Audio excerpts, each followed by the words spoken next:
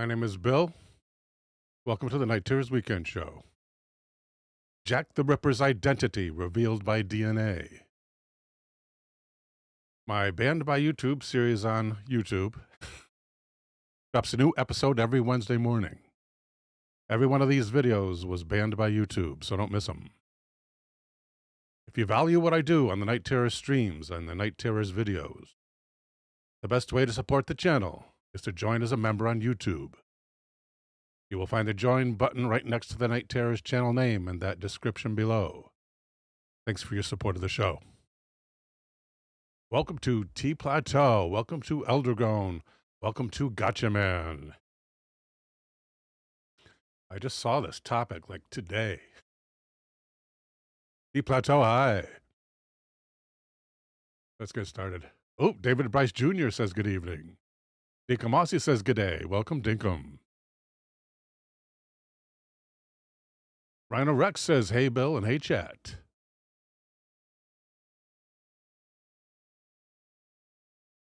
Here at the NewYorkPost.com is a story by Chris Harris entitled Jack the Ripper's Identity Revealed After DNA Breakthrough, per historian. Historian says, Dom Cortez, welcome.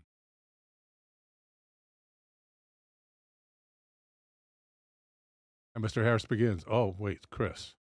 And Chris begins.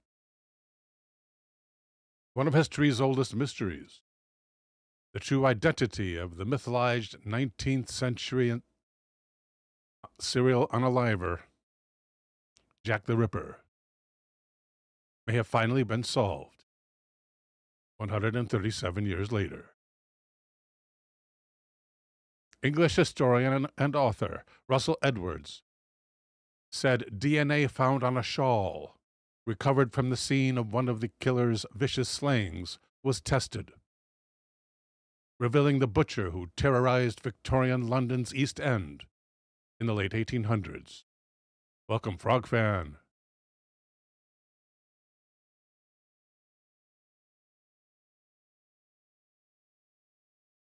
That person was a 23-year-old Polish immigrant named Aaron Kaminsky, who died in a mental institution in 1919. Edwards told Today in Australia, when we matched the DNA from the blood of the shawl with a direct female descendant of the victim in this case being Catherine Eddowes, I think number 4, it was the singular, most amazing moment of my life. We have some good pictures here. Let me take a look at this one first, if I can. Open slideshow of all 3 article images. I'd rather not. T. Plateau says Jack was either a Freemason or British intelligence agent. Look at the way the women were unalived. The cuts were made as a ritual sacrifice for Freemasonic. I don't understand the meaning of that sentence.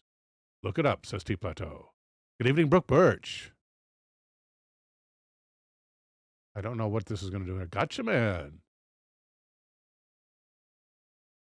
Can't bend the rules, Gotcha, man, but we will take that topic. Thank you, Gotcha, man, with our first viewer topic.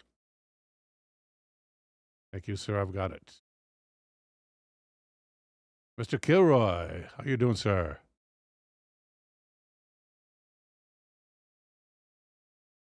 Let's see if we can open this and take a look at these pictures.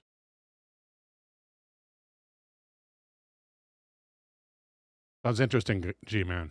Thank you very much. Elder says Jack was a mysterious alien being, which was outed by the crew of the Enterprise in the future. That's true, he was. Philip Blair says, happy Saturday. Thank you, Philip. Happy Saturday to you as well. Okay, let's open a new tab here.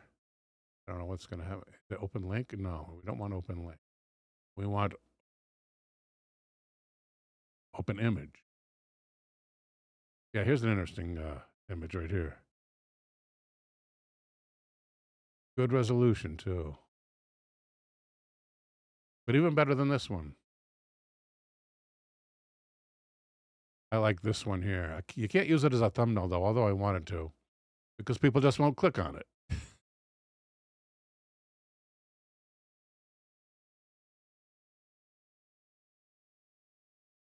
Ufologist has arrived. Ufologist asks, is it bad that I'm watching from a bar? Hell no. I highly admire bar skills, having hardly any myself. Yes, an etching made from the time, apparently. Let's see, that's a minus, I believe. I like the expression on these guys' faces. I'm sure they were aghast at the time. Destruction this man wrought. This guy appears to have a beard. I guess that's what. Hard to tell once it's been colorized. Of course, originally it was in black and white.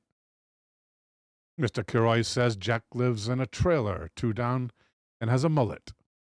A trailer 2 down. Green tea, welcome. Ooh, good suggestion, green tea. We're going to grab that right now. We're getting ahead on our suggestions. Thank you, green tea.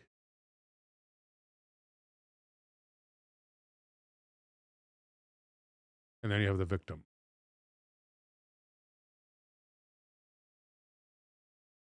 Yeah, well done etching from evidently from the time of the murders.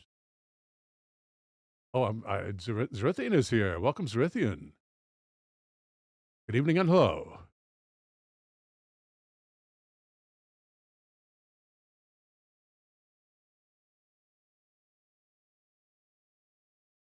Ooh.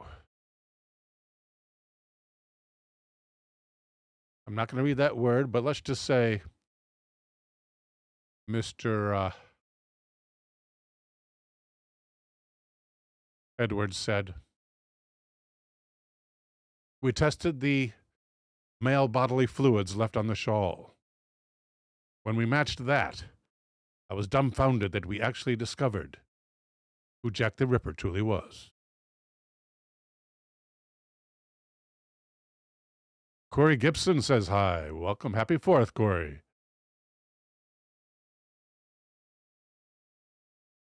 Jack the Ripper brutally, sexually assaulted and eviscerated 5 women. See, you can say eviscerated, but you can't say the R word. Most of them sex workers, in and around the city's impoverished Whitechapel district between 1888 and 91. Though historians suspect the death toll was higher. The victims were Mary Nichols, Annie Chapman, Elizabeth Stride, Mary Jane Kelly, and Catherine Eddowes. Catherine Shaw being the one that was first tested for her DNA. Wow. First tested for her DNA successfully by cross testing with a descendant. And then the unalivers' DNA from those bodily fluids.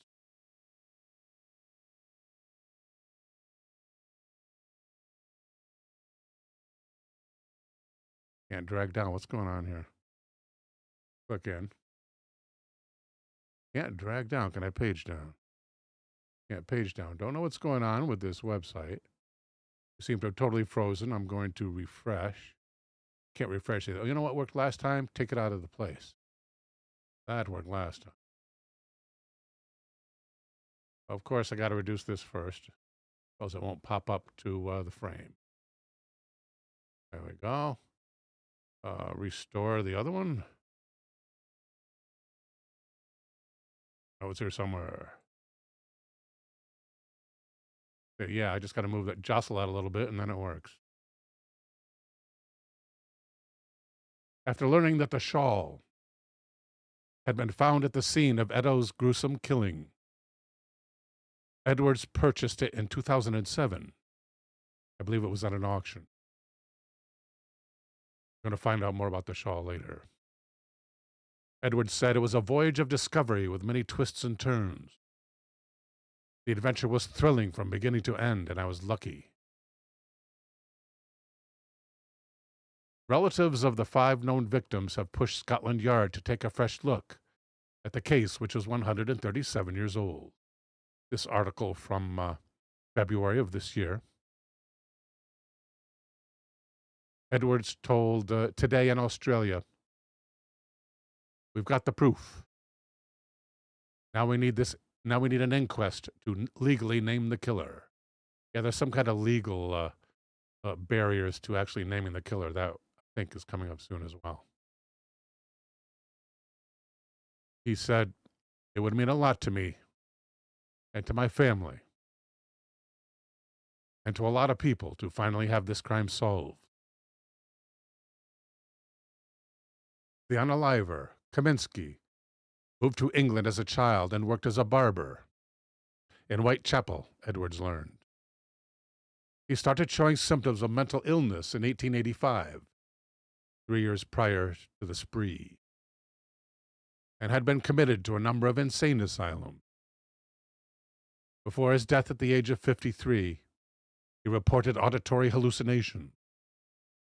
Perhaps he thought people were talking to him. Several online skeptics have questioned Edwards' findings. We're not going to go to debunking. Everyone's going to do that. Everyone's going to question. How can you question DNA?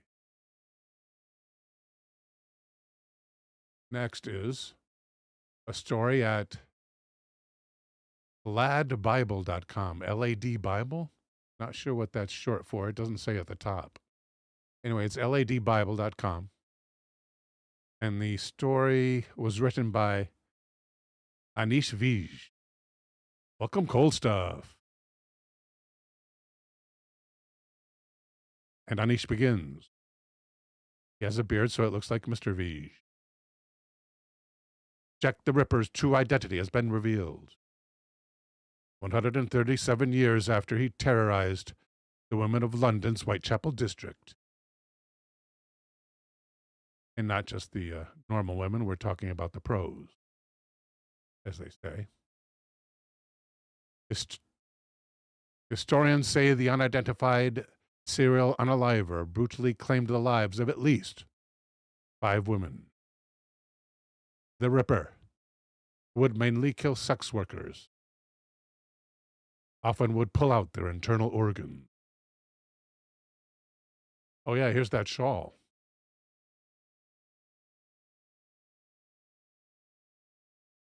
I don't see the blood stains. I assume maybe something there. Seems slightly discolored there. Of course, those blood stains are 137 years old. That is Mr. Edwards. Snappy dresser. Edwards told Today in Australia, "When we matched the DNA from the blood on the shawl with a direct female descendant of the victim, Catherine Eddowes, the 4th victim, I think. It was the singular, most amazing moment of my life at the time. We tested the male bodily fluids left on the shawl. When we matched that, I was dumbfounded. We had actually discovered who Jack the Ripper truly was. The reason why the killer has not been named is because a legal application for a new inquest into the death of Eddowes is yet to be approved." Dragging their feet. This is some kind of AI reconstruction of Kaminsky that Russell Edwards commissioned. Edwards' legal teams our legal team is fighting. It says Edwards' legal team are fighting. Here on this side of the pond, we say the legal team is fighting. Over there, I assume they are thinking team is plural. Edwards' legal team is fighting for an inquest due to the new evidence, which the coroner could take into consideration. Descendants of both Eddowes and Kaminsky have approved the inquest, according to Mail Online. 53-year-old Karen Miller, who was the 3 times removed. What it was that? This system is crazy. This new computer system, the new computer of mine. Bugs all over the place. No bugs tonight, though.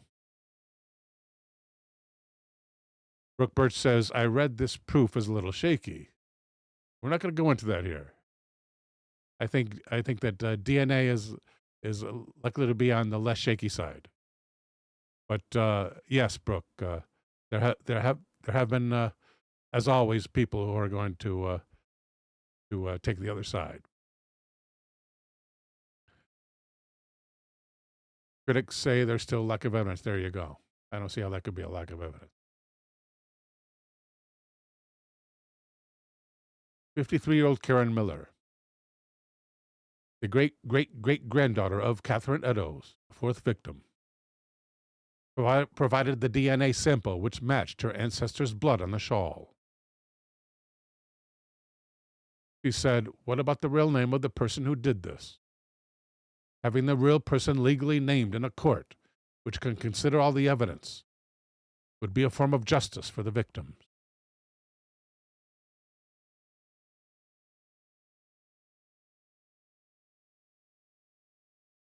However, critics have argued that without the genetic sequences of the living relatives being published and the findings, due to UK law, we do not have the full results. Walter Parson, a forensic scientist at the Institute of Legal Medicine at Innsbruck, in Austria, believes the DNA sequences pose no risk to privacy and should be shared. Parson insisted, otherwise the reader cannot judge the result. I wonder where science and research are going when we start to avoid showing results, but instead present colored boxes. Not sure what that means. What does that mean? Hello, Aloysius is here. Welcome, Mr. Devander Abercrombie.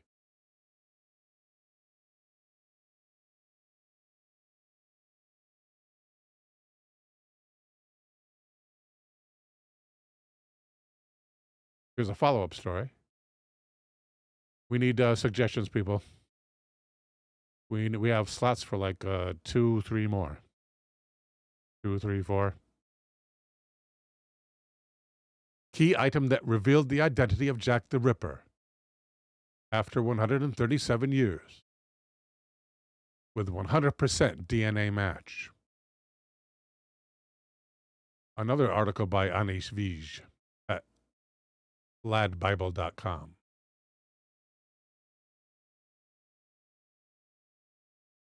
Here's a repeat of researcher and historian Russell Edwards' work in finding the culprit.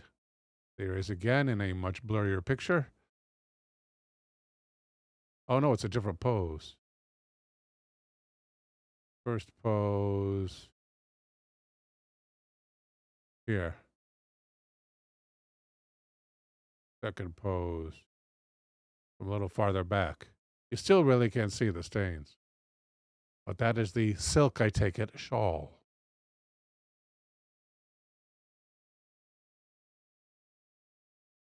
Most amazing moment of his life. Here's a computer-generated picture of the culprit, Jack the Ripper.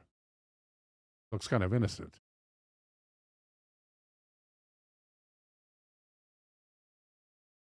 The researcher went and found a living relative of Kaminsky, who was happy to be tested, his DNA that is, and following the positive match, Edwards believes he has finally cracked the case. It was a voyage of discovery with many twists and turns, he added by way of the New York Post. The adventure was thrilling. More critics.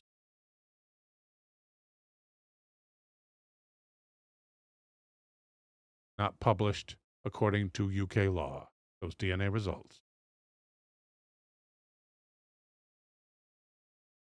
Thank you, Rhino Rex. Good suggestion. We have 3 people. I could really use a couple more. Thank you, Rhino.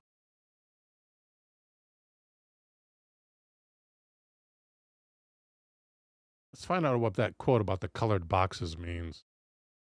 That's a quote from that the forensic scientist. He says, Results should be published because instead we're presenting colored boxes. What does that mean? Let me just copy this whole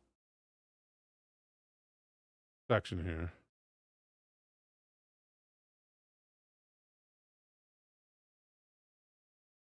After reading the following excerpt from a news article, how would you define colored boxes?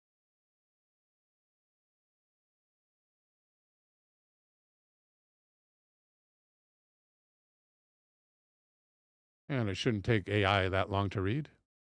In this context, colored boxes is used metaphorically by Walter Parson to criticize the lack of transparency. He doesn't say lack of transparency, though. He's referring to visual summaries or representations, such as heat maps, charts, or graphics that do not show the raw data, like actual DNA sequences. That could be. That's probably what it is. I wonder where science and research are going when we start to avoid showing results, but instead present colored charts.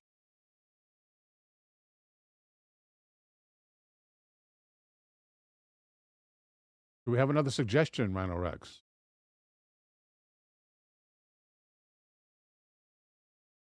Thank you, Rhino Rex. We have a suggestion from T. Ceratops. Thank you, T. Okay, we're good to roll.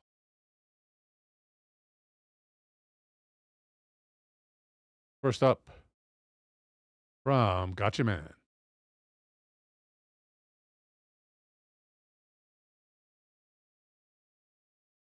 And we have a link from Gotcha Man. And the dragon is still on. Turn off the dragon.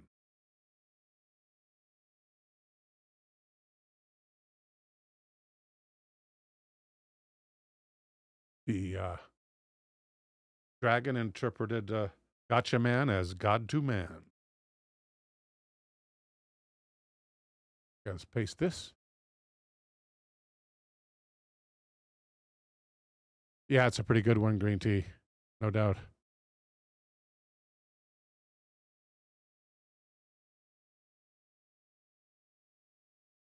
Custom. Sorry about that. Here at globalnews.ca is an article written by Bill Heidenreich entitled Incredible Video Captured During Alberta Storm. Could be Rare Ball Lightning Event. Per scientist. Yeah, that is rare. As far as I know, no picture has been captured ever. Incredible video. I wonder where it's located. Wish we could see that. We'll still have to picture it in our minds, I guess, due to copyright problems. But Mr. Heidenreich begins. Elderground providing a picture of ball lightning. Thank you, Elder.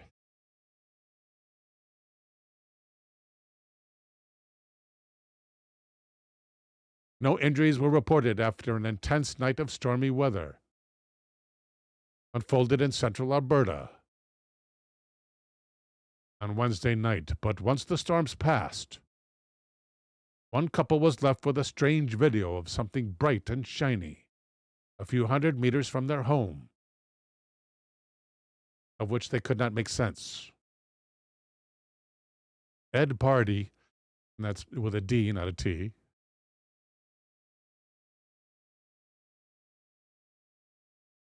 yeah, Rhino Rex, throw that in the chat. Throw that URL in the chat, would you, for people who want to see it?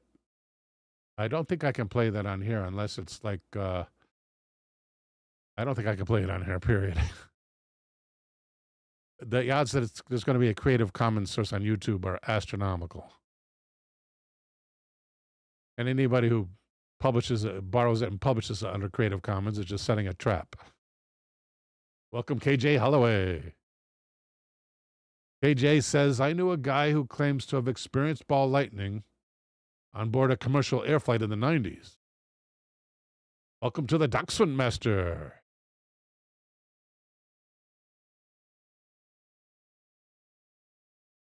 Ed Pardy told Global News that he and his wife Melinda stepped onto the back porch of their home near Rich Valley, Alta. All it says is Alta, period. How are we supposed to know what Alta is? Where is Rich Valley, Alta, AI? Alta? Somewhere in Canada, right?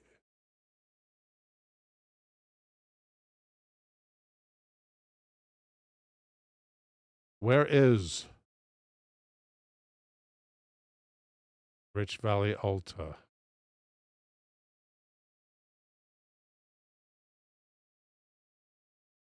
Great T says YT, the new video Gestapo. Yeah, it's happening to a lot of. Thank you, Rhino X. Rhino X with a link. It's Alberta. Alt is Alberta?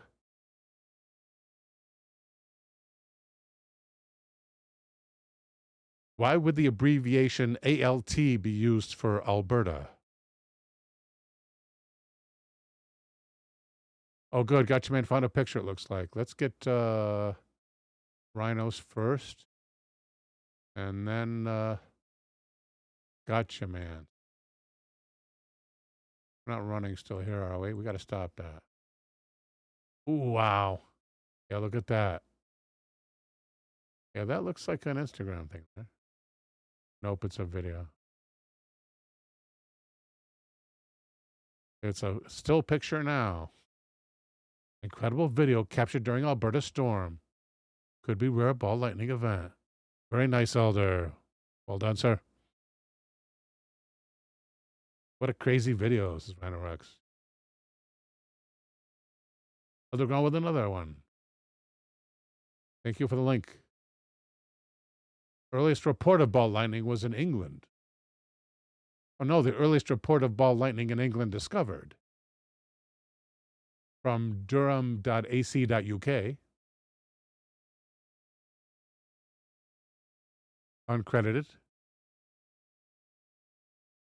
Our historians and physicists have come together to discover what appears to be the earliest known account of the rare weather phenomenon called ball lightning. Usually associated with thunderstorms, it's unexplained and has been described as a bright spherical object averaging 25 centimeters. I guess that's about a foot? No, wait, a centimeter. That's a millimeter. No, wait. I think that's about a foot. Less than a foot. But sometimes up to several meters in diameter. Emeritus physicist Professor Brian Tenner and historian Professor Giles Gasper made the connection to a ball lightning event while exploring a medieval text written some 750 years ago. The account by a 12th century Benedictine monk, Gervas of Christ Church Cathedral Priory, Canterbury. Gotcha Man says 25 centimeters equals approximately 10 inches. Thank you, G-Man. Predates the previous earliest known description of ball lightning by nearly 450 years.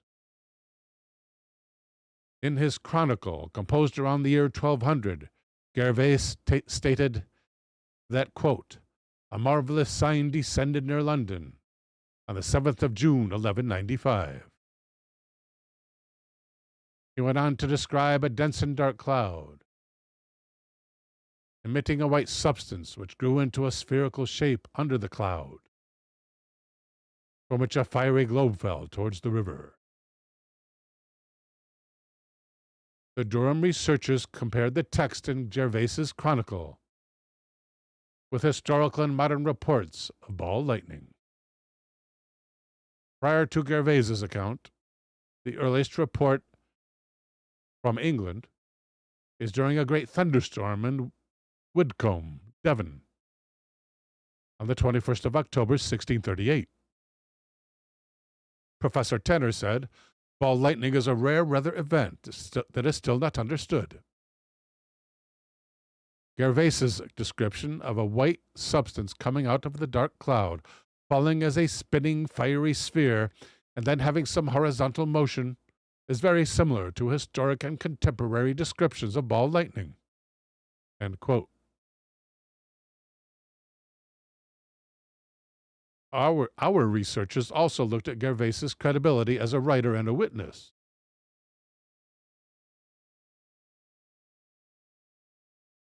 Lost the word witness. There it is. Having previously examined his records of eclipses and a description of the splitting of the image of the crescent moon. So he's reliable. That monk was reliable. Professor Gasper added, "Given that Gervais appears to be a reliable reporter, we believe that his description of the fiery globe on the Thames in 1195 was the first fully convincing account of ball lightning anywhere." Of course, those guys can't read Chinese. Read the research paper. The research was led by Brian Tenner and Giles Gasper. They're both members of the Ordered Universe Project. What is that? Ordered Universe. Where's about? Our People, Research Conferences, Learning Pack, Public Engagement, Publications in the News, Creative Collaborations, Related Projects. How about just, how about a simpler link here to what you're all about? Medieval science and interdisciplinary research and stimulating modern science. Okay, that explains that. Good evening, Ryu 1972.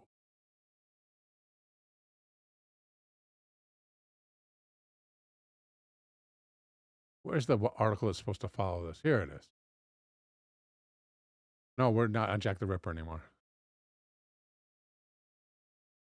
Okay, the contemporary sighting, of which there's a video going around, and if you can't find it, you have to go to Twitch. Because there's like 2 to 3 links there of amazing videos of this recent ball lightning incident. It happened just before 7 p.m. for this contemporary couple, when they stepped onto the back porch to get a closer look at the storm passing through Alberta, which featured fierce lightning all around, and also at one point triggered tornado watches and warnings in the region. Dragon is still on. After a rather vicious lightning strike, we saw a ball of fire about 20 feet above the ground. And it stayed there. A big round ball. Melinda suggested capturing what they were seeing on video, and they were able to record about 23 seconds of the phenomenon, until it seemed to disappear as quickly as it came about. Green Tea asked, does ball lightning cause a tornado? I think it's probably a byproduct rather than a cause.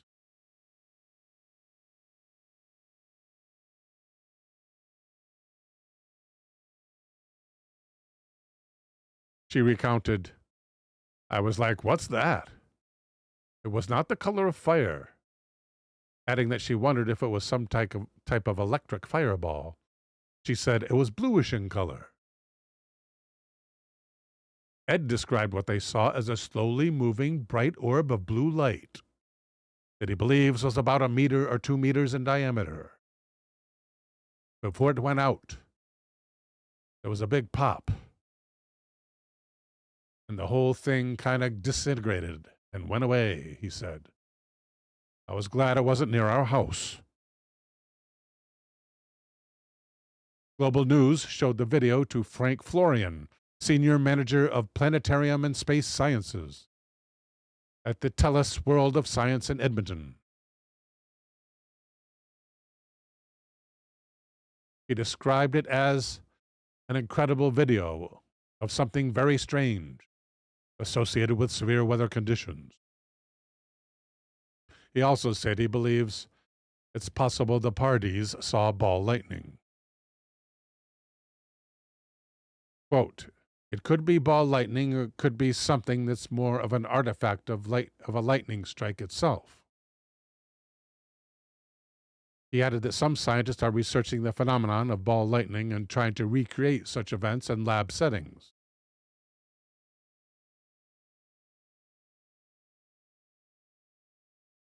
Florian said the events are believed to unfold when there is plasma. That's was it the fourth or the fifth form of matter? Plasma? He calls it a superheated gas confined to a small area.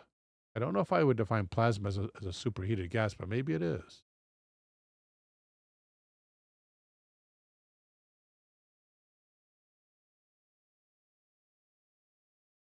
What are the names of the states of matter? And is plasma a heated gas?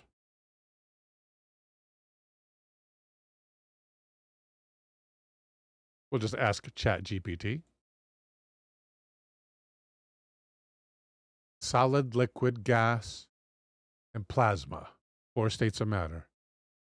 A high-energy state where gas particles become ionized, resulting in a soup of ions and free electrons. Elder also corrects, not just heated, but ionized. Welcome, Fufano. Fufano asks, isn't that what the sun is? Isn't plasma what the sun is?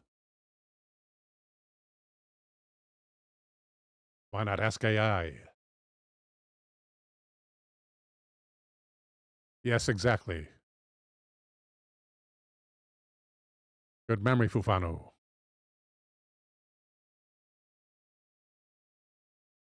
Brooke Birch says, that's a classic St. Elmo's fire. Brooke also says, it was a little before my time, as I was just a wee one. But as an adult, I saw it.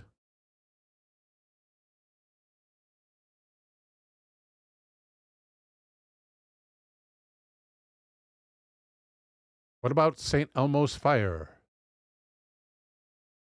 What is that?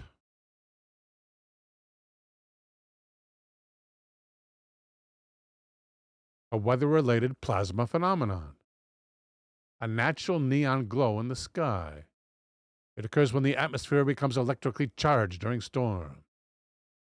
Thank you, Brooke. It's blue or violet. It appears around pointed objects like ship masts, airplane wings, church steeples, lightning rods.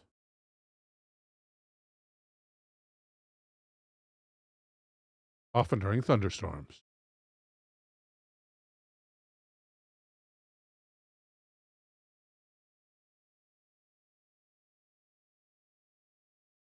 Lightning itself is a plasma, he said. You have an electrical path going through the sky from the cloud to the earth. They meet up in the middle and it superheats the air really quickly and creates plasma. As that plasma expands, it creates the thunder. I did not realize that the thunder was created by the lightning itself. But that makes sense. Duh.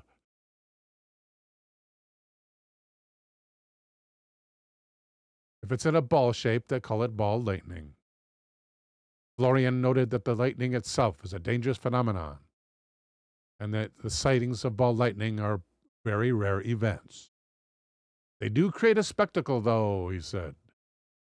When asked if what he saw frightened him, Ed indicated it had not. I was mostly curious, he said. I like to see stuff like that. Once-in-a-lifetime events. I like to see once-in-a-lifetime events. How many have you seen?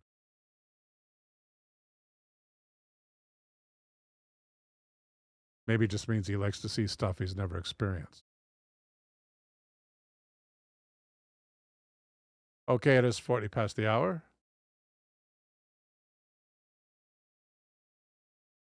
Next up is green tea. We need suggestions, people.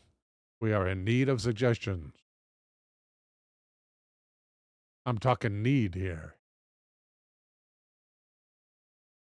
Oh, where did my DuckDuckGo go?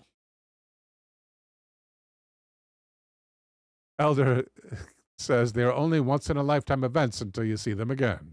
This is how true. Where did my DuckDuckGo go?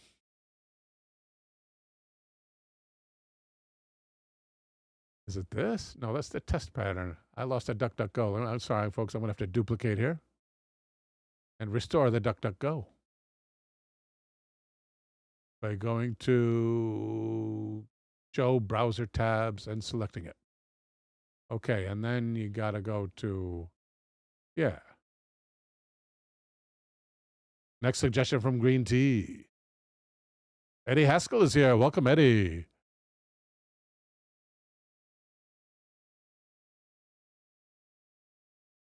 Green Tea says, the link I gave you, that account was hundreds of cool old articles. Oh, cool. Let's do it.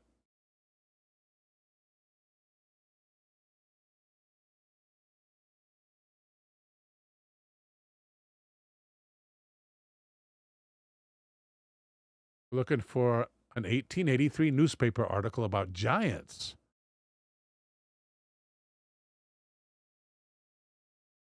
So, copy.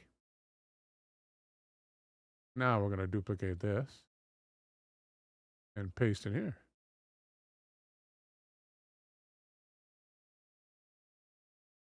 Graveyard of Giants from Mandan, North Dakota, 1883. From the Mandan, Dakota Pioneer. So this is reprinted in another newspaper at the time.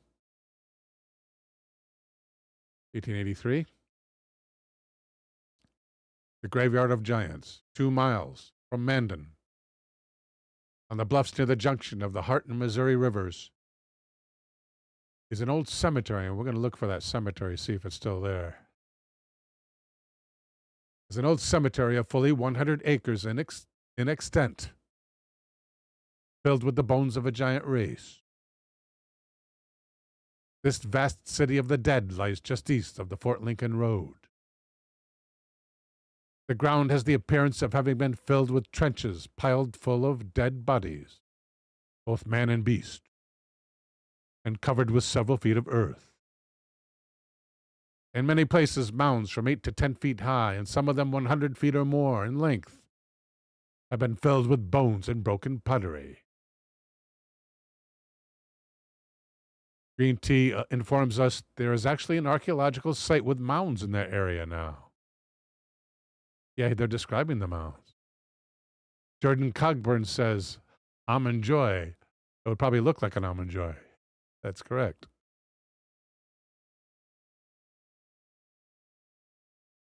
And I like the cavalier way in which they describe this archaeological treasure as a ground filled with trenches piled full of dead bodies, both man and beast, with broken pottery, various bright-colored flint, and agates.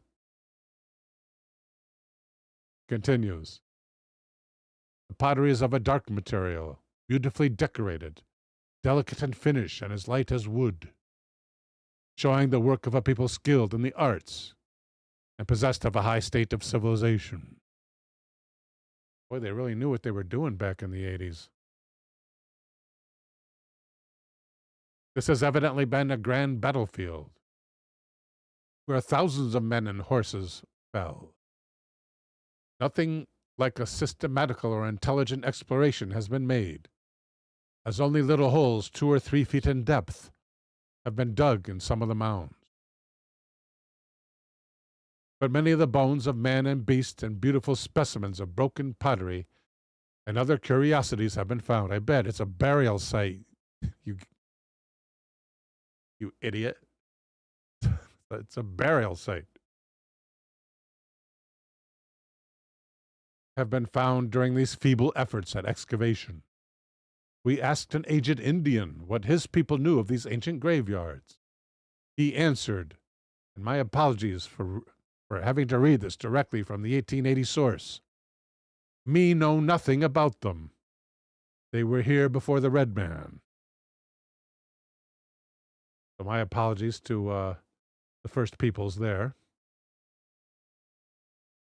Green tea with a, looks like a map URL.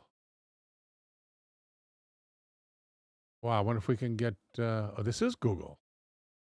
Okay. This is Google Maps.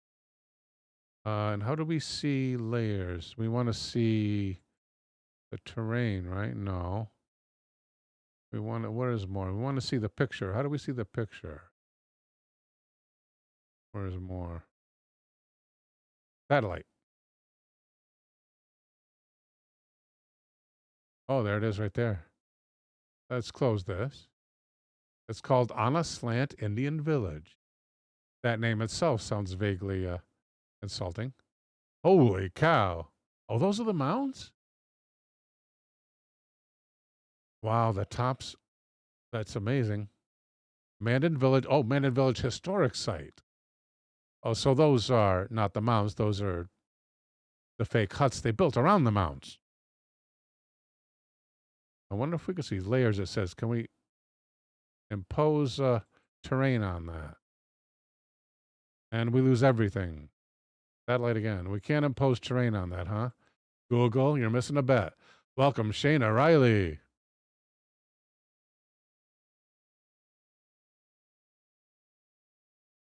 Glad to have you, Shana. Anyway, let's back up a little bit. So where are the mounds? I guess where all these other, where these depressions are, or are those the old holes they dug in the 80s? Garbled users here.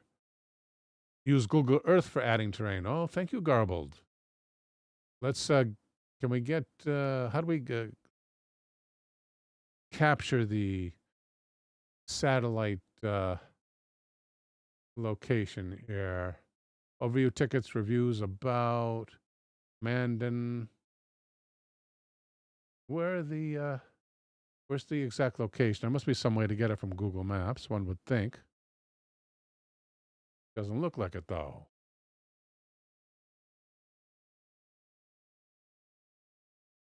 Well, it says, oh, here's the thing. Copy address. Okay.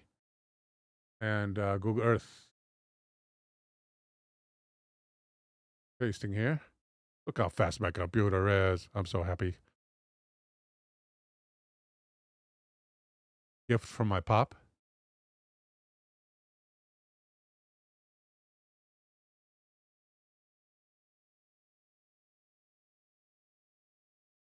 Get started. Yeah, what's going on here?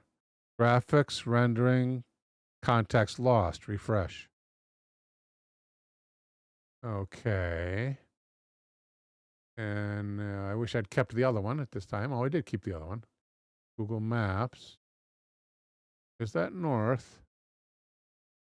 Google Maps does not have permission to use your location. No, I don't want to do that. I want to orient to the north. It's got to be north. Okay, let's assume it's north. So what do we look for on the Google Maps? We look for a bend in a river. Oh, it's nowhere near. Whoops, no. It's nowhere near. Almost lost it. What is on Google Maps? It's nowhere near this. What is going on? I don't understand. Is this Mandan? Pascagoula River Marsh? Pascagoula Beach Park? What location are we at? Get started. Show clear search results. Let me try to paste again. Oh, there's Mandan right there. I don't know why that happened. Okay, here we go. So, bend in the river. There's the freeway. Where's the freeway here? Nowhere in sight. No, it's right up here. So down from the freeway. So the first left bend, right? The first left, off the first left bend? Off the top of the first left bend. Green Tea posted links. Yeah, that's not Google Maps, though. Google Maps will have maps. We'll have google.com/maps. And we want to impose the terrain upon the satellite view to see if we can tell where the mounds are, was my thinking. So back to this. So 94, so there it is right there. Looks like the river dried up, but that's okay. There it is. Okay. Now, according to rumor, even though it looks exactly the same, according to Garbled User, we can add terrain. Satellite details. Map. I'm not seeing it, my friend. Show additional layers is not working. I don't see where you do it. I mean like topo type terrain, which is what apparently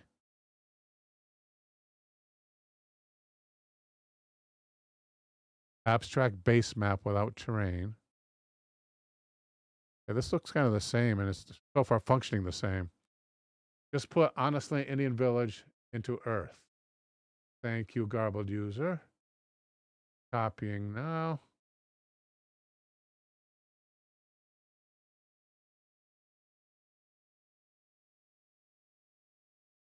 We're just there.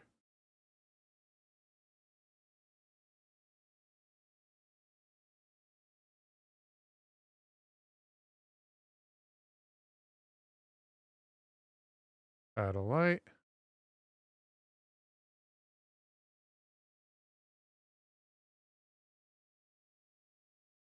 Yeah, I guess we're not going to get an overlay. They only use that they only use that for their maps. Oh, there's little trees. You can see how tall they are almost.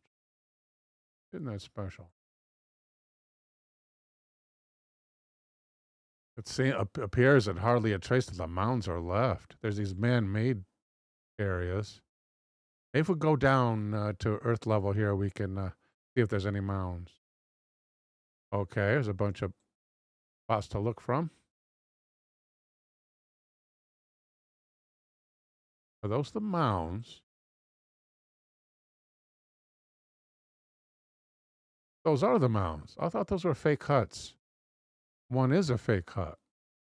There are fake huts and then there are mounds? What is going on here? They're all fake huts, right? It's just the doors are facing away from us in some position. Yeah, so where are the mounds? Is it just because this is kind of bumpy here? Garbled User frequently uses elevation exaggeration to find anomalies. Garbled User, how do you do that? Can you give me a hint?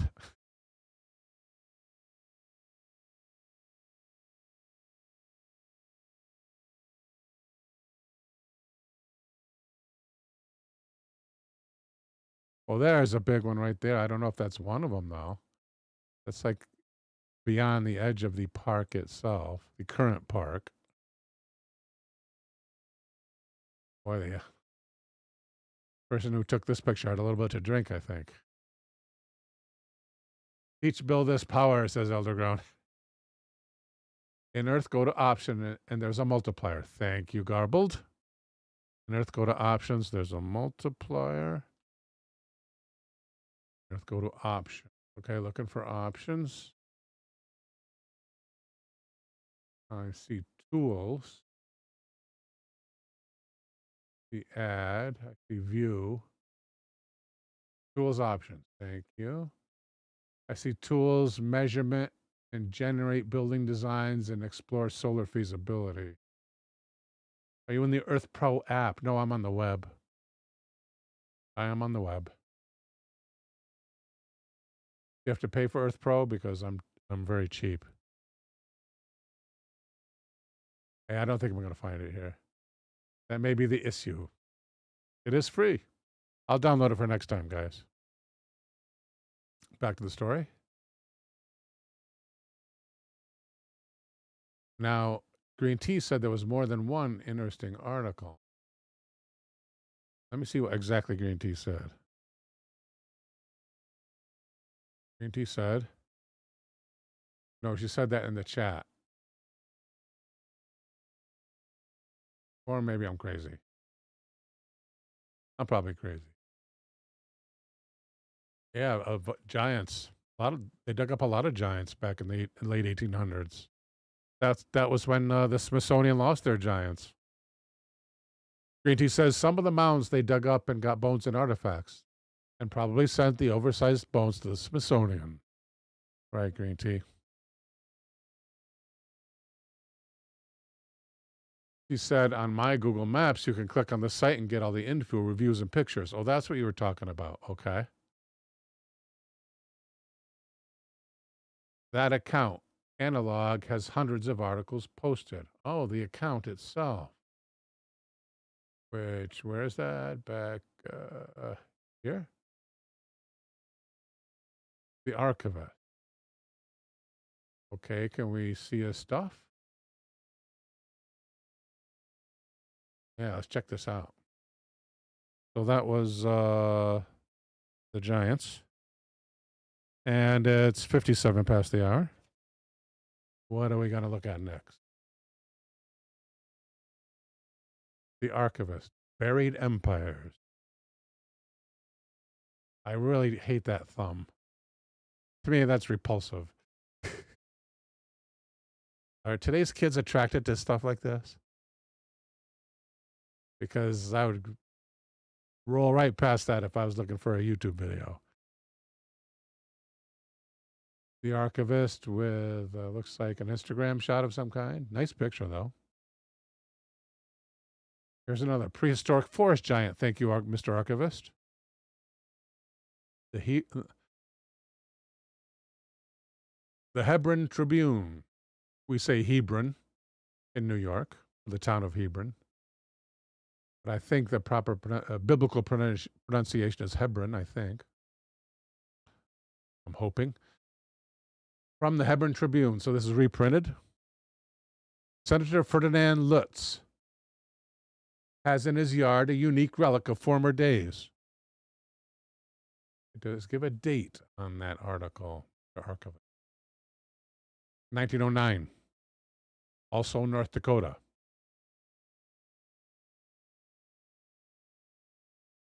Former days when trees grew profusely in North Dakota, and the climate was of a tropical variety. It is a slab of petrified wood, 8 feet long by 5 feet wide, part stone and part lignite coal, and was taken from the Hebron Brickworks coal mine, where it was found embedded in the coal. Wow. A petrified wood found embedded in coal. Is that a common thing?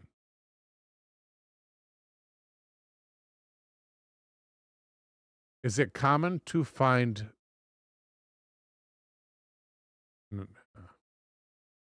I'm not going to ask that question because a lot of times AI will lie if it thinks it knows what you're looking for. So I have to figure out a sneaky way to ask this.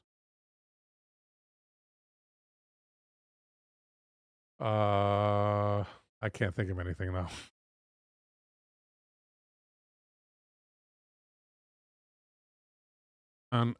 News article from 1880 says that petrified wood was found inside a coal deposit. Inside the coal itself.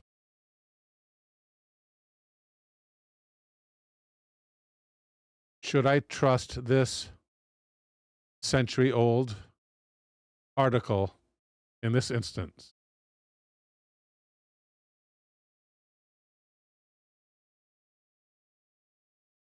The answer is be cautious. Petrified wood and coal can both originate from ancient plant material buried millions of years ago. It's possible, though rare, that petrified wood became embedded in a coal seam due to geological processes. The idea of petrified wood being inside the coal might mean it was found within the same deposit, not literally formed inside the coal matrix.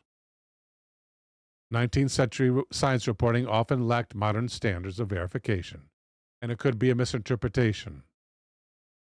Also, what they called petrified wood might have just been a fossilized wood-like material. Sensationalism was common in periodicals, especially around curiosities of nature. Rhino X with another good form of that question. James Anderson has arrived. Welcome, James. From Taft, California.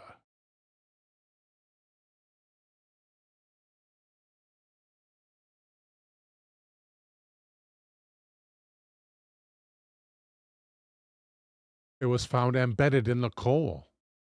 Embedded in the coal. Well, that's pretty straightforward.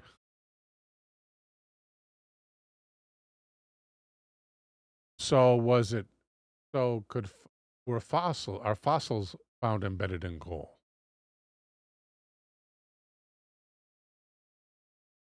Are you saying that fossils are commonly found embedded in coal?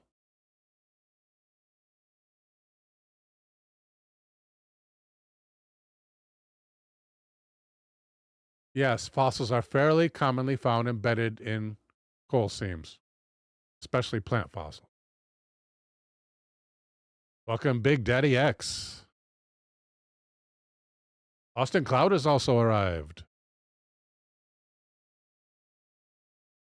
Yes, we covered who Jack the Ripper was. Let me just do a quick recap for Austin.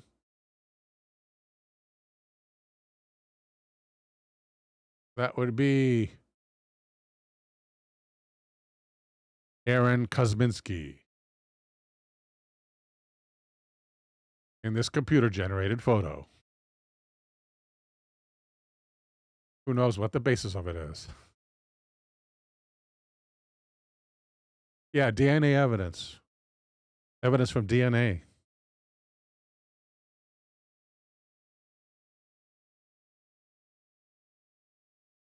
This section of a prehistoric tree is flat. Even on the outside, where the bark used to be, and leaves one to guess what the circumference of the tree may have been. It certainly was a monster and may have easily been 20 feet in diameter. And this is found in a country now destitute of trees. What better evidence can we find that the climate of a country does change? And of course, he cuts off the rest of the article.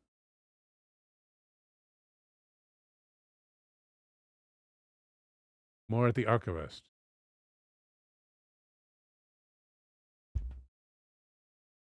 A prehistoric discovery in Minneapolis, Minnesota. Tomb of Giants in South Dakota. 1800. A very short item from Minneapolis, Minnesota. June 11th. Date not given here, and normally the archivist will give you a date, a specific date if he has it. I take it. Austin thought that the Ripper was H.H. Holmes. Sherlock Holmes? Just kidding. There is actually a Sherlock Holmes Ripper crossover.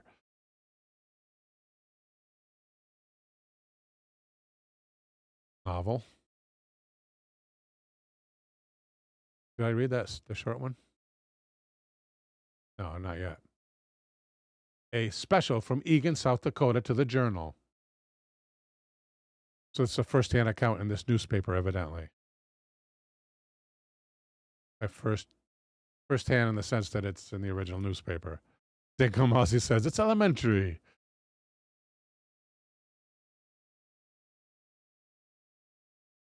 Reports a valuable prehistoric find in a mound at that point.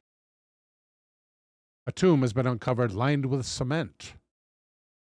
In the tomb's compartments were 22 male skeletons, averaging 8 feet in height. A rude altar and many bronze utensils were exposed. Well, it's too bad those are not still around. Welcome to Hay Pullman.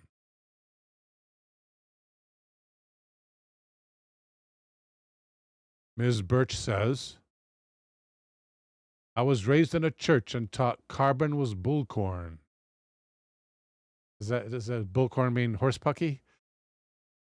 Now I wonder if some of that was right. I think carbon is all kinds of plant matter. The old plants from hundreds of millions of years ago that died and got crushed by all the weathered dirt that came off the mountains, right?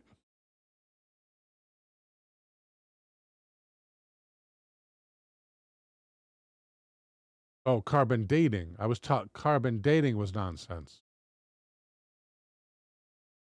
Now, carbon dating is pretty, well, I'm not going to say accurate. Carbon dating is a long, reliable history.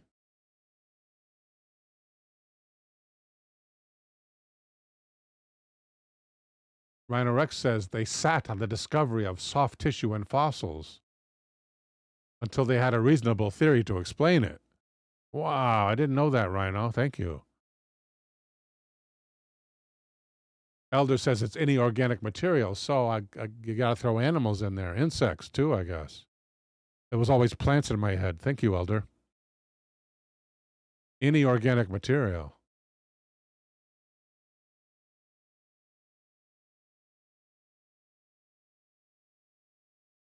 Bronze utensils. Too bad those aren't still around. I don't know many peoples, over here that worked in bronze. Of course, again, they might have been wrong. It might have been copper. They were copper miners, I'm sure. If there were copper, if there was copper in the ground.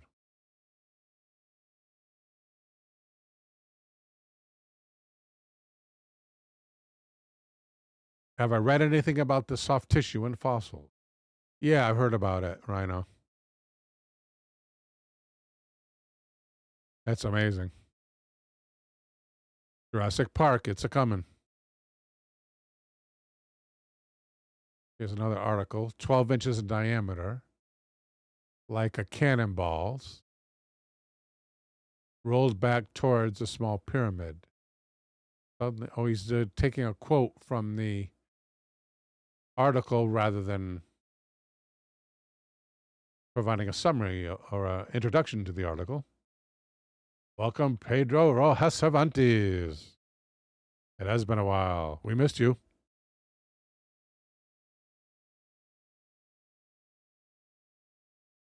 And that article says, I mean, it's not even credited as to what year it was from, what newspaper it was in. There's not even a title.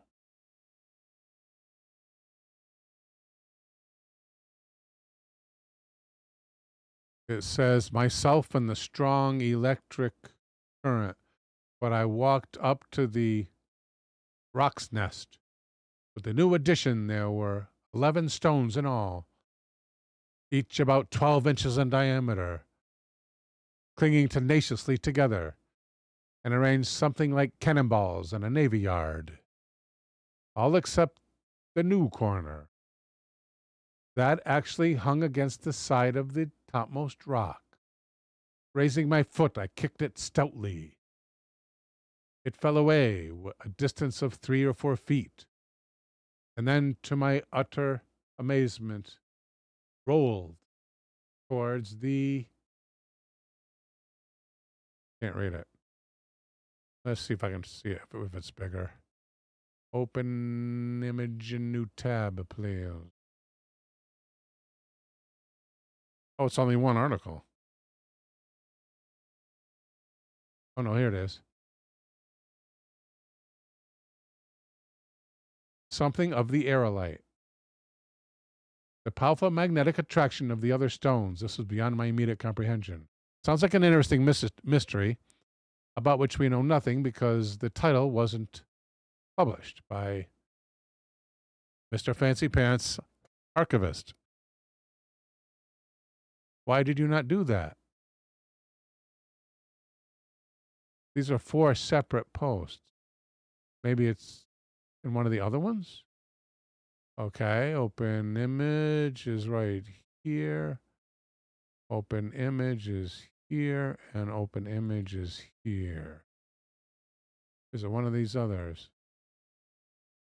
No title here. We have the author, Dick Steele. One more chance. Wait, that's all of them, right? Yeah, that's all of them. Saw a daughter. Oh, yeah, maybe it's under this folksy heading. Aaron for her father. Father asked me to come home by way of your place, she said. A few years of my life had been passed surveying, and having my instruments with me, I had done something in that line in my county. I told Miss Irene I would come on Saturday. This was Wednesday. And then, in my eagerness, I related the whole story of my strange discovery. I now know just what the girl thought of me, and I don't blame her a bit for the abruptness of her departure and the strange, frightened look she gave me. She thought I was a lunatic.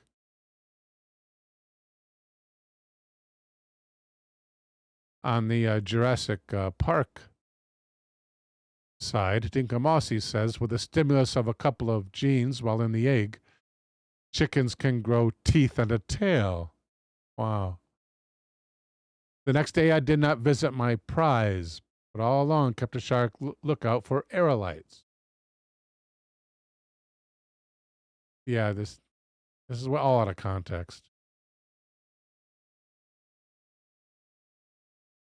My apologies, but not my fault. It's the archivist's fault. Next up at 13 past the hour. A suggestion from Rhino Rex. Do it. Read everything here first. Sonic weapons of the government.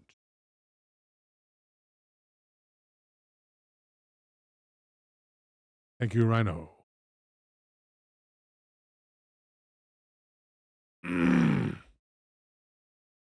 I need some. I have a little teeny ice cube in here. It was very large. 75 minutes ago.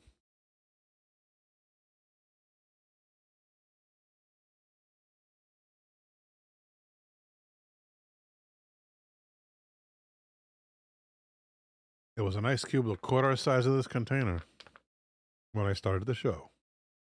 Now it's the size of my thumb. It's hot in here. And unfortunately, I can't open the screen door. Open the inner door so I can get some cool air through the screen door. Because I'm a loud guy, and I'm afraid it might bother my neighbor.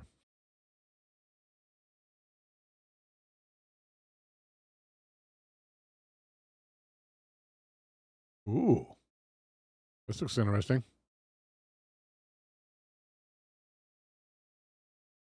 Sonic weapon allegedly used on crowd protesting the government. Oh, we can't do politics. Sorry about that.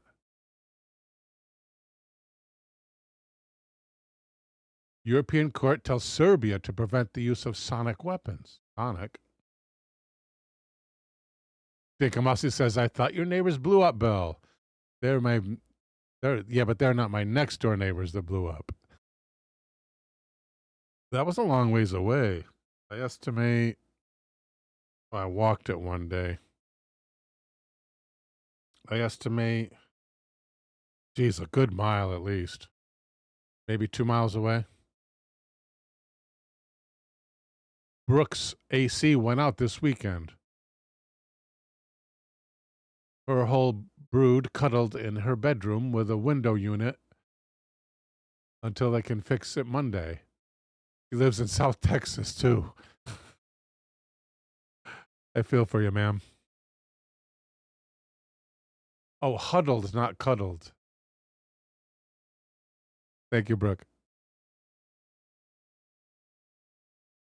Elder going with a link. Thank you, Elder. Saving my butt. The sonic phaser. Oh, right. That's supposedly a sonic weapon. Take a look. I've seen these before for some reason. I guess that's a 6-inch long. There are numbers on there. Hard to read, though. Looks like it should be like a 6-inch long ruler to give you an idea how huge the kids' toys were at that time. Ion transport radiate. It's got 4 settings. Anti-gravity, mass invert, and amplify. Elder said he wanted one so bad in 1979. 9-volt technology, says Elder. Oh, Dinkum was there on the live stream. Oh, wow. Yeah, it shook my home. It shook my home. What if we should look that up real quick? After all, I own it. Okay, so we got to go to YouTube.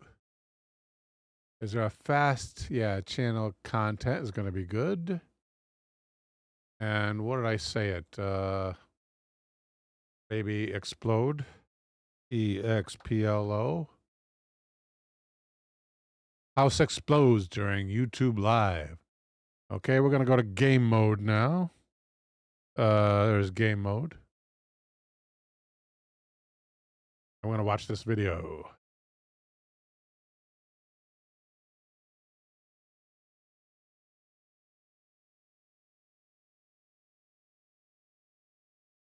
We'll look for Dinkum's name in chat.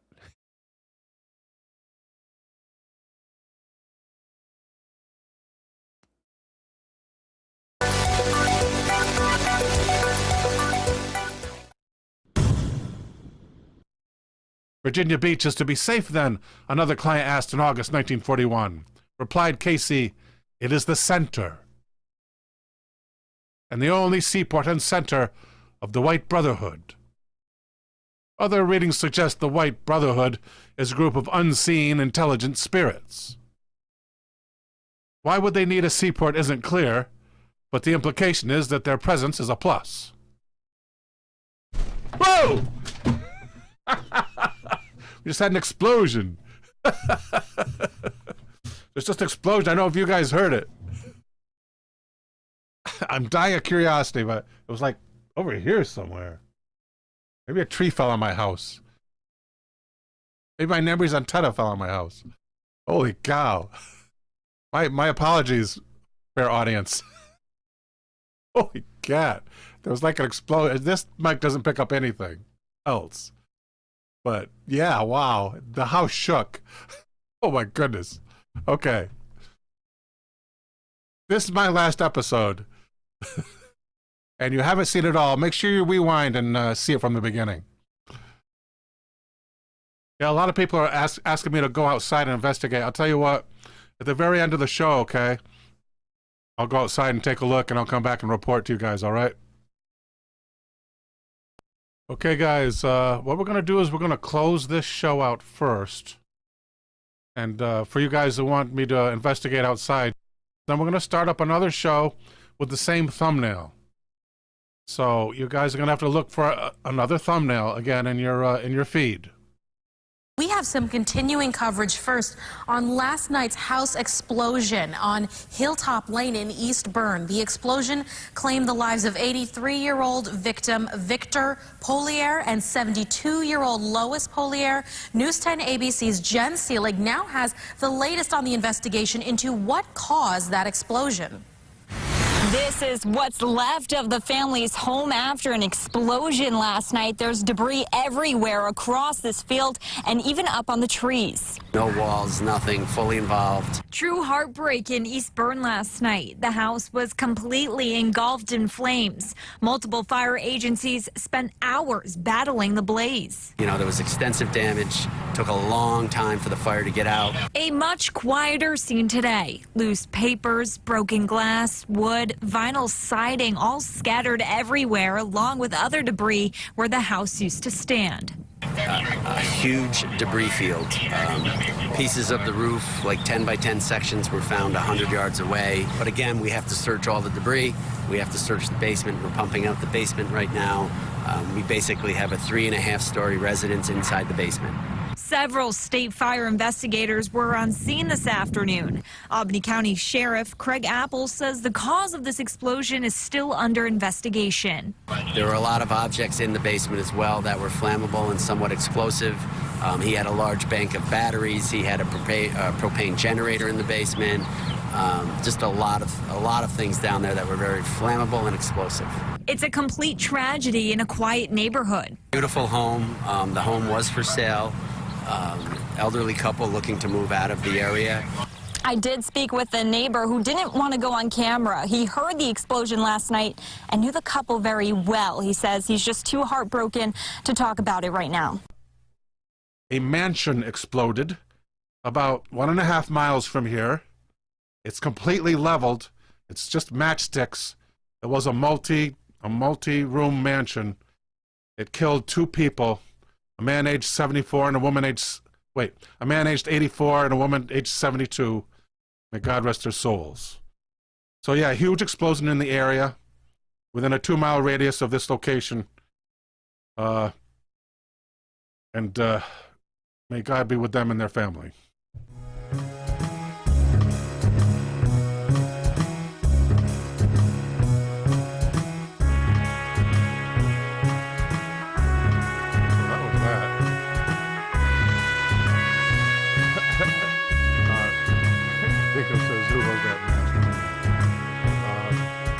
Turns out it's illegal in my state, by the way, New York State.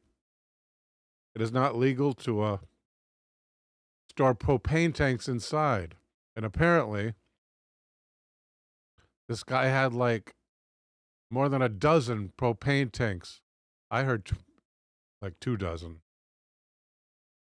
propane tanks stored in his cellar. And I guess they all just went up at once. Yeah, may God rest their souls. Elder Grown says, wow, don't store flammables in the cellar. Right.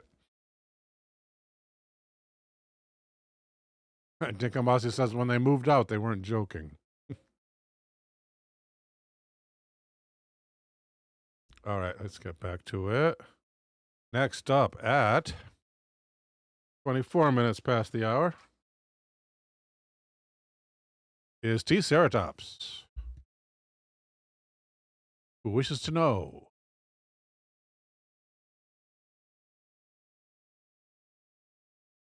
Gotta do that here, delete that, right? That, and I gotta get this back up.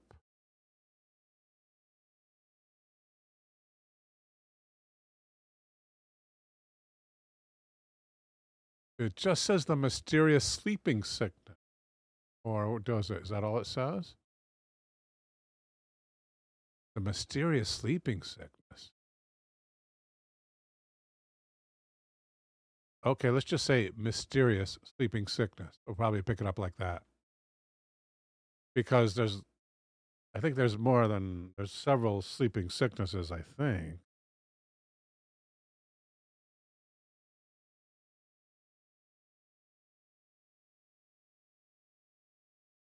So select all, copy that, select all, paste.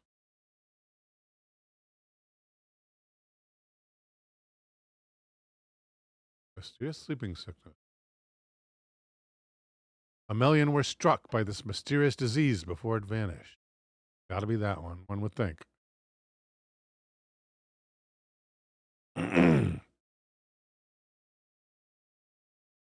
It's called encephalitis lethargica.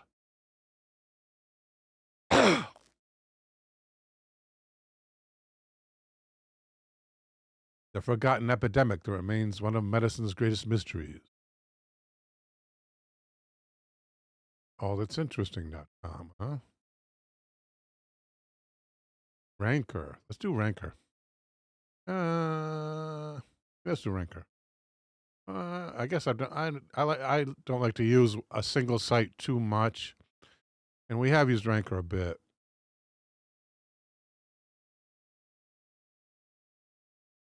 Pluto TV. Protect the girls in love. That's Sailor Moon. And then there's Kazakhstan villagers are mysteriously falling asleep. Let's do that one. Maybe it's the same thing. Okay, to that end.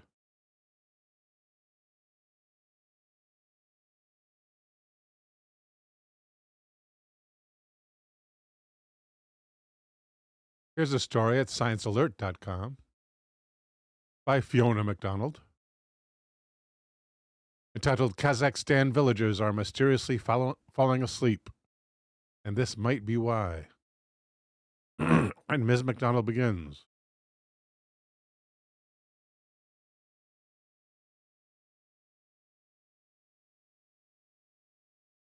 Since 2013, a mysterious sleeping sickness has been affecting 2 isolated villages in northern Kazakhstan. Over the past 2 years, more than 140 people have fallen asleep suddenly, sometimes while walking or riding bikes, and occasionally becoming unconscious.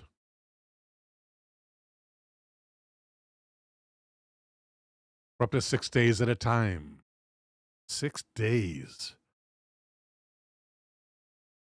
Others suffered more temporary blackouts, as well as hallucinations. The newspaper Komsomolskaya Pravda reported in 2014, the sick person appears to be conscious and can even walk, but at the same time, he falls into a deep sleep and snores. And when they wake him up, the person remembers absolutely nothing. I read that incorrectly, obviously. But all the same, he then falls into a deep sleep and snores. And when they wake him up, he remembers nothing. The sick person appears to be conscious and can walk. And then he falls into a deep sleep. No one seemed immune to what the doctors diagnosed as encephalopathy of unknown origin. With everyone, including the elderly and school children, suffering from symptoms. Even a villager's cat was reportedly affected. It sounds like some kind of body snatcher's horror plot. And in the beginning, the primary suspect for the illness was counterfeit vodka. Yeah, that'll make you go blind. You do not want to drink counterfeit vodka. But when it became more widely spread, many started to suspect that nearby uranium mines, closed after the fall of the Soviet Union, were to blame. But they couldn't figure out why. Now scientists think they have solved the mystery, with the Kazakhstani government announcing this week that the sleeping sickness experienced in the villages is effectively a form of carbon monoxide poisoning. Excuse me. Caused by large amounts of carbon monoxide being released into the air by the defunct uranium mines. Uranium emits carbon monoxide.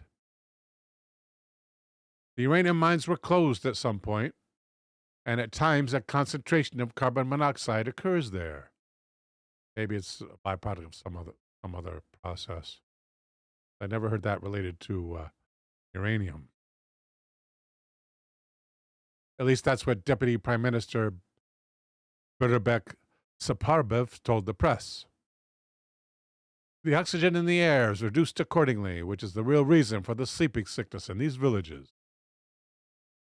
Big Daddy had an explosion in the barracks behind his at Camp Pendleton in 2011.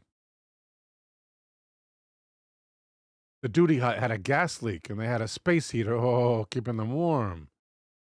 It blew the windows off the frames. 10 feet.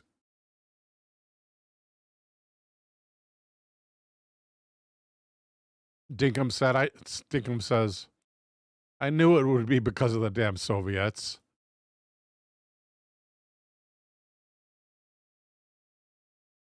The conclusion makes sense, as carbon monoxide binds to human blood 200 times more strongly than oxygen, which means that just a small amount of it is enough to cut the oxygen to someone's brain. But not everyone is convinced. The symptoms fit, says a lung specialist at Duke University, Claude Pianadosi.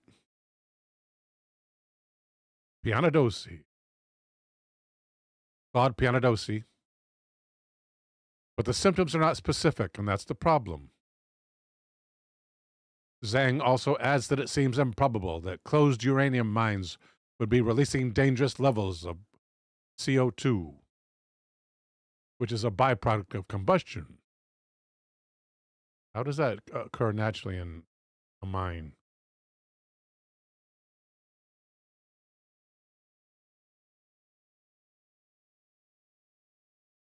How might carbon dioxide occur naturally within a mine?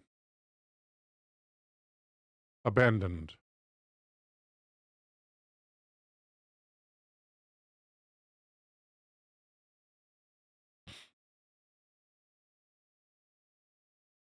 Some geological, some biological mechanism. Carbonate rock decomposition. Mantle degassing. And those are the geological sources. Biological.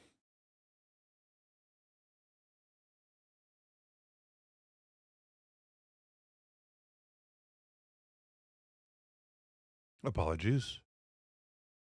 Biological, organic decay, microbial or fungal decomposition of wood supports. Animal respiration. Old explosives and combustion. Residual effects from blasting with explosives, such as black powder, or mine fires, can produce CO2. No, CO2 equals carbon dioxide. Got to call it CO. Thank you, Elder.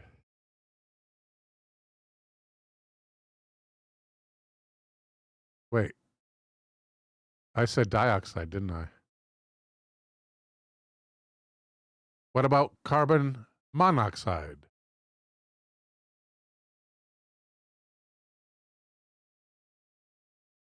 Can also occur naturally or residually, though it's generally less common than carbon dioxide. Mine fires and smoldering material. That's got to be rare in an abandoned mine. Explosives and blasting residues. Historical use, often created carbon monoxide as a combustion byproduct. That wouldn't apply today. They're abandoned. Low temperature oxidation of coal. Is it cold there? Let's ask AI. I think we're here. Yep. It is in Kazakhstan.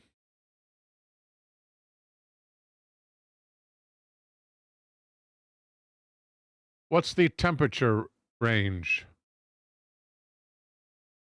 Seasonal. In Kazakhstan.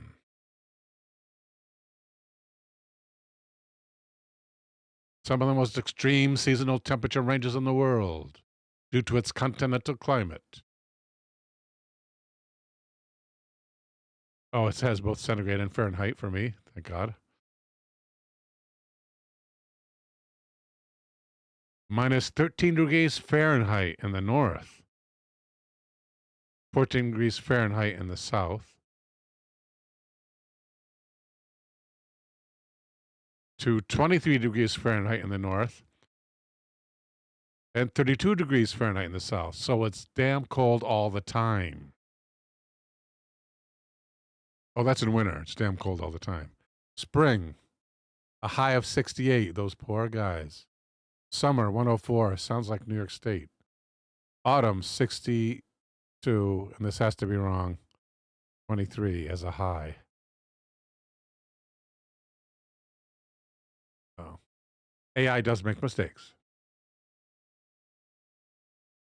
Brutally cold in the winter. The rest is weather I'm used to. So not especially cold. Negative 13 is pretty cold, though. We don't often get that. So colder than our winters.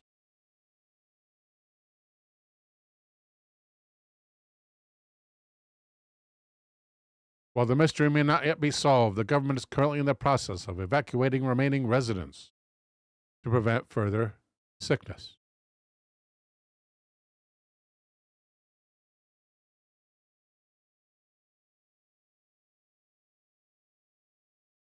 All right, but there's more than that, isn't there?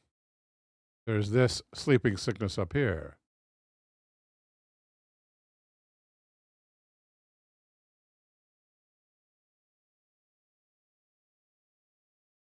Let's do all that's interesting. Welcome, Juji.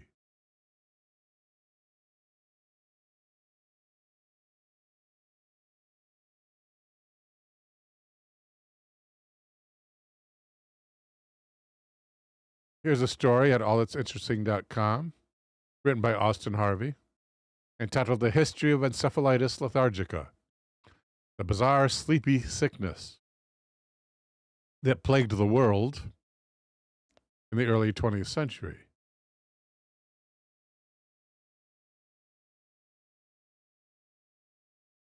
Thank you, Elder, for being such a good mod.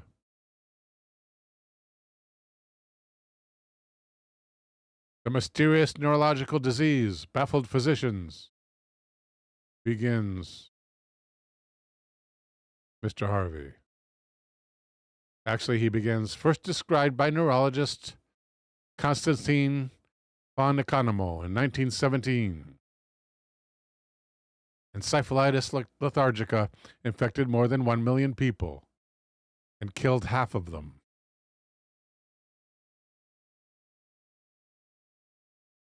Patients with the disease, also known as sleeping sickness or sleepy sickness. Gotchaman says symptoms of carbon monoxide exposure are headaches, blue tongue, and hockey fights. The mysterious neurological disease baffled physicians, as those who were infected experienced a wide variety of symptoms, including extreme tiredness, sleep disturbances, fevers, headaches, muscle pain, vision issues, psychiatric changes, and sometimes even symptoms resembling Parkinson's. While many victims died of respiratory failure soon after being infected, some survivors suffered a far worse fate. Some people who contracted EL eventually developed severe neurological disorders, post-encephalitic Parkinsonism, and in the most extreme cases, victims were left with an immobile face, rigid muscles, and an inability to interact normally with other people, leaving them in an almost statue-like state or puppet-like state, with their minds still active. Given that the spread of encephalitis lethargica happened around the same time as the Spanish flu, a pandemic, not unlike the coof, Juji says, thank goodness we're not in the dark ages still. Amen to that. But the difference between the coof and the Spanish flu is that the coof was mostly dangerous to older people, while the Spanish flu mostly killed the young.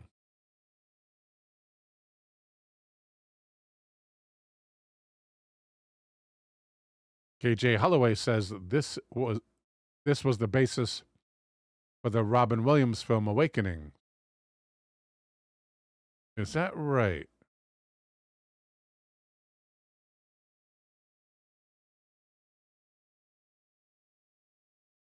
That's a good film. Robin Williams, Robert De Niro. Yeah, De Niro was the patient. And what was the cure? Was it L-Dopa?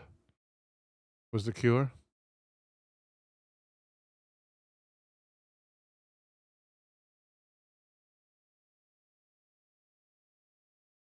The exact cause of EL remains unknown to this day. The Spanish flu pandemic researchers initially believed that there may have been a link between the two conditions, but this was never proven. Even more strangely, the disease seems to have vanished just as mysteriously as it appeared, barring a handful of isolated cases.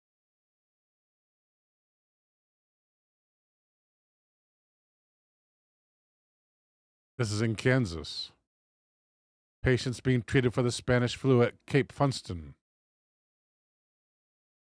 Let's see if we can take a closer look at that.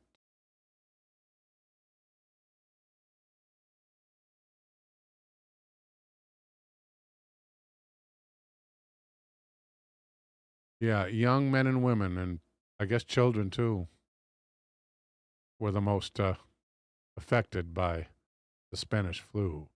There's a very young looking man right there. Looks like a teen.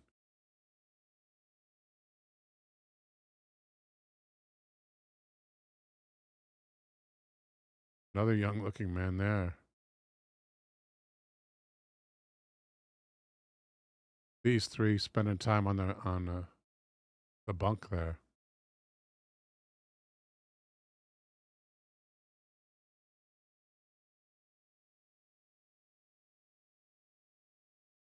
Gotta have security.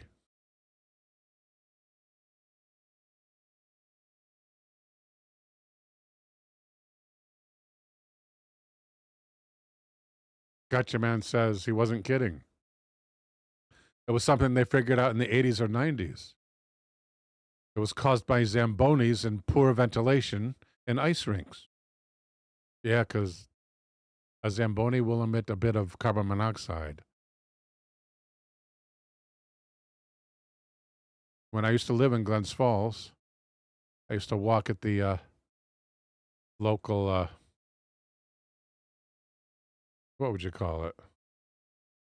There's a big covered amphitheater where they had the ability to lay an ice rink. And I remember watching the Zamboni go around laying the ice. I'm not near a convenient walking place anymore, unfortunately. But I have to get walking again. My wife really needs it. An arena, yeah, an arena. Thank you, Elder. Old age creeping.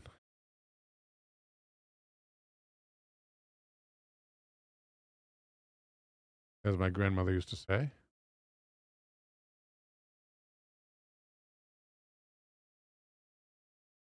Tina Tomaszewski. Tina says, having to comment through my cell phone. Had thunderstorms all evening and no stinking internet. Ms. Tomaszewski was one of the veterans of the original Night Terrors episodes.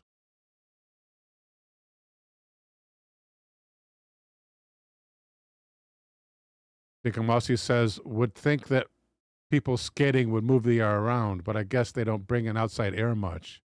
Yeah, no doubt, right? Right now we're just looking at this picture from the Spanish flu pandemic, which mostly killed younger people, rather than the coof, which mostly killed older people. Whoops, other way. There they are. Talk about overwhelming your medical facilities.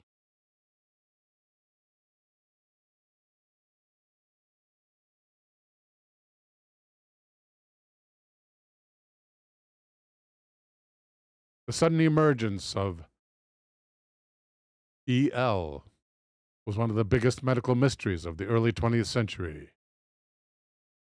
Some of the first cases began cropping up as early as 1916, perhaps even a year earlier. But it wasn't until 1917 that the Austrian neurologist Konstantin von Economo identified a unique pattern of symptoms among patients in Vienna.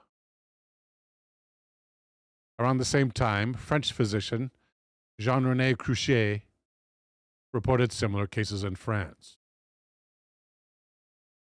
Despite the similarities with the symptoms, no one could find a definitive common cause or method of transmission. Wow, that's odd.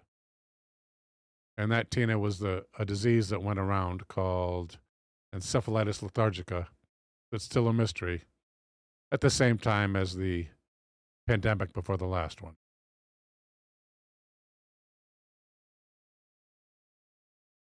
And that's all the sleepy sickness I can find. Let's close out with the Ripper, shall we?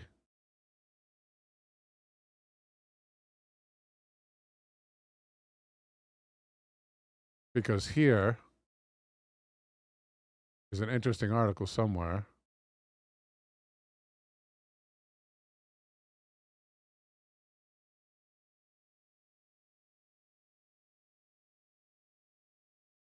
Here we go.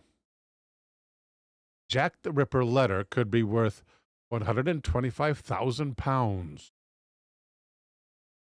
which I imagine is somewhere at least over 150,000. It used to be nearly 200,000 American sawbucks, not sawbucks, American George Washingtons. A letter reportedly written about the prime suspect behind the infamous Jack the Ripper unalivings could now be worth a whopping £125. Dating back to 1888, Jack was one of the most famous criminal cases in the history of the UK, after the unaliver caused havoc around the slums of East End London. With an identity that has been unknown for more than 130 years, the Ripper graphically unalived young women working as sex workers. Suspicion over who the criminal was saw numerous people thought to be the man behind the crimes, including a famous French painter, even the grandson of Queen Victoria. Now the identity of Jack the Ripper has finally been solved due to advances in DNA and a letter authenticated by scientists. It all dates back to the Ripper's fourth victim, a young woman by the name of Catherine Eddowes, whose body was found dead on the same night as fellow victim Elizabeth Stride. Police investigating Eddowes' unalivement scene on the 30th of November came across a shawl taken home by one of the police officers at the scene. It would later be auctioned off and bought by Russell Edwards. Edwards put the item of clothing through DNA testing. And they don't say it here, but first they found that the blood on it matched the DNA of a descendant of Catherine Eddowes, the fourth victim. And it says here,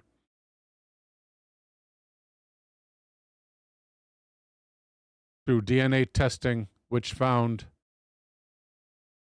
male bodily fluid stains on the shawl. I'm trying to think of a good alternative for this word.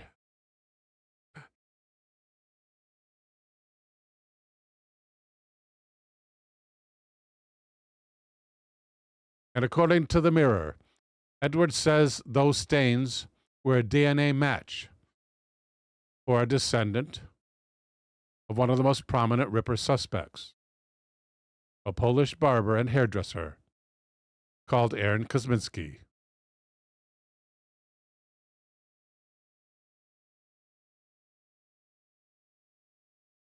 Reportedly found in an old book in Australia during a stock take at the University of Melbourne's theology department.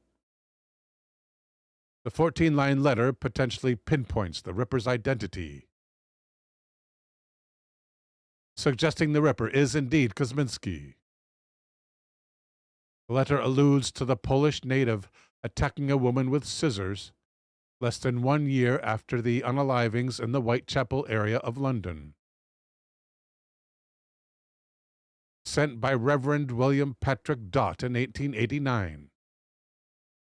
One line in the letter is what is convincing people the Ripper is indeed Kosminski. The letter writes in an apparent reference to the unalivings, "It's a wonder he hasn't hung for what he did to those poor." End quote. Tim Atkinson has since bought the letter at auction site.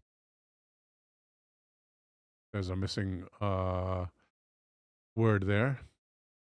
He has since bought the letter at an auction site and, working with experts at Liverpool University, forensically examined the letter using a video spectral comparator, also known as a VSC. Atkinson has since said his letter has a six-figure valuation, but he had no interest in cashing in.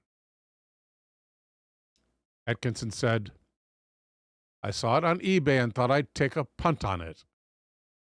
And now I've got it authenticated. And it came back as positive. Positively authentic, I guess. It's the most important letter to come to light. It proves Kosminski was around and could be the culprit."